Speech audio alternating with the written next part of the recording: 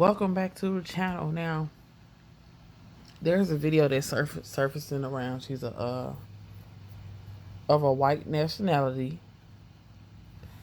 She was saying how white women have power over black men. So I went back to my dearest, the wonderful, the beautiful Dr. Kress, her in 1973 special report, and it's about black men and white women. And listen to what she says and listen how she words it. And this makes so much sense. Being made these days, where you have black men and white women engaging in sex on the screen or other kinds of relationships at the white community. In other words, those people who are responsible for getting the masses of white people to do those things that are necessary to maintain white supremacy are conditioning them to accept this phenomena. Do you see? Because they understand that the black man really is being psyched out of position. He is being psyched to think when he asked for black power and liberation, and they said, no, we're not going to give you power, but here we will give you the white woman. And the black man was faked out of position, just like many people are faked out of position. You say black power, I'll give you a $15,000 job. You don't have power, you don't have self-determination, but you have a program or a grant. You see what I'm saying? In other words, you ask for this, but I give you this because you really don't know what you want. Well, then are you saying or that you the don't children... really know what constitutes power, or you really don't know what is the dynamic. I'm gonna pause it because this makes so much sense and it takes me back to so many things. Like, we ask for reparations. You give us statues and a Black Lives Matter movement that doesn't really even necessarily benefit us. When George Floyd died, they built a statue, a memory of him. But that's not what we asked for. Let's get back to the video. Of the system, a lot of people think that the dynamic of the system is money.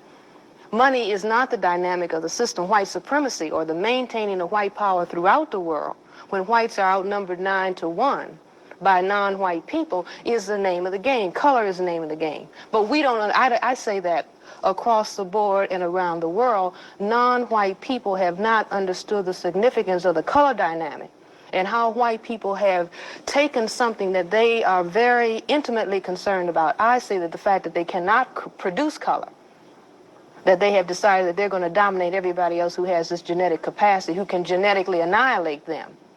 You see, comes one drop of black blood makes you black. That is a statement of the genetic dominance of the capacity to produce color over the inability to produce color. And occasionally you'll find, like as Francis has encountered this too, you'll find white women who have a preoccupation and desire to have black babies. And white men have a desire to create children. Well, let's talk about the first. Let's talk about the obsession, if I may use that word, on the part of a white woman to have a black baby. Now, what would the psychological dynamics be in a case such as that? Well, I think, it's hard to tell without really just picking an individual case. But it may... Tell you.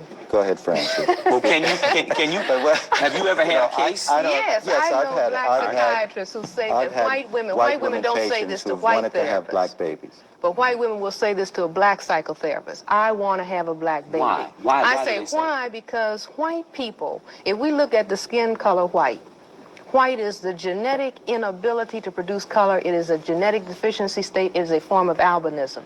It has never been discussed in this way, but genetically by... And I'm going to stop her. I'm not stop her. I'm going to stop this video. This is so much true. White skin, white genetics is a form of albinism. Albino. Noah had 3 sons, Ham, Shem, and Japheth. Ham, Shem, and Japheth. Do your research. Noah was albino. Noah's wife was of color. She was melanated. They had 3 sons.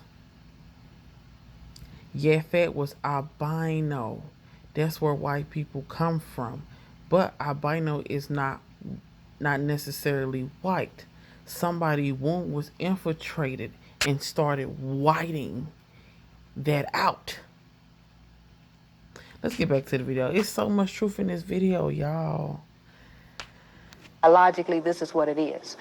white people they don't have the capacity to produce color. They wish they could. This is why they spend a lot of time sun tanning, makeup, all of that is trying to give color to colorless skins, okay? Now, because they have this deep psychological need, they are the only people in the world, they are the minority in the world who cannot produce color. And so they can't produce it, they can't make it on their own. They try to suntan, and then at the sexual level, they have attractions to people who can give them the illusion that they have participated in the production of color. So the white man has gone all over the entire world, having sexual relations with every group of non-white women that he meets. The white woman, when she has been allowed to, sexually aggressive towards men of color. She is allowed to. And so then she gives vent verbally to that fantasy.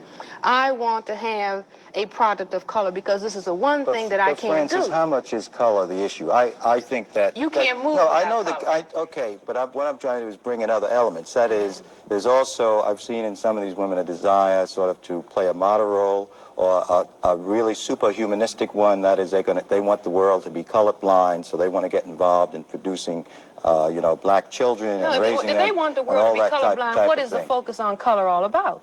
If the world is colorblind, what is the point of talking about having a black baby? This is some of their rationale. What I'm saying, I think that some of it is political in their minds. That is the time that the civil rights movement was talking about black and white together. And that was a political position that people almost felt forced to have interracial relationships. And that was... No, I'm going to stop that. Nobody felt forced to have interracial relationships. They was not forcing that upon no one. It was a power structure, like she said.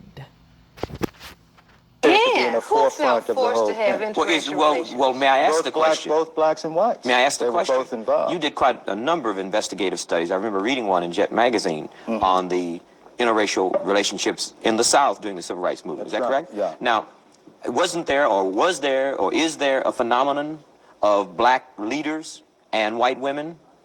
Well, I don't know if it's phenomenal. Let me say that I would say a lot of the black leaders and the rank and file were involved with white women. There were also a lot of white men involved with black women, but I think the main group, that is the largest group involved, were black men with white women. And that this created a lot of problems. And I think it had a lot to do with the development of the black consciousness movement. Well, didn't it have a lot to What do... does it have to do with it? Wait a minute. See, there are people, for example, who are looking at the thing that has cut significantly into the quest for black power that went on in the 60s, has been the unleashing of white women and saying that now you go out and have relationships with a black man to cool him out. Yeah, it had in political terms of, significance. all right. No so question that, about it. let's say, for example, the white woman, if you talk to women who are the furthest left, white women, who are in the women's liberation movement, peace movement, or any anti-war movement, if you say, look, what about eliminating white supremacy as a system? They have no use for that. They have no use even for the black man outside of the context. They say they will, but I don't know Wait how a much minute. they do. Well, it